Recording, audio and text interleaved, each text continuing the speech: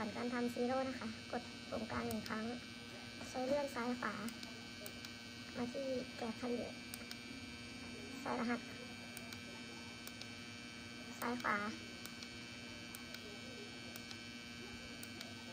ใส่ครบแล้วกดปุ่มกลาง1 ครั้งค่ะเราจะเข้าซีโร่โดยการเข้าซีโร่จูนนะคะกดปุ่มกลาง1 ครั้งและเลือกซีโร่ได้ทีละตัวค่ะกด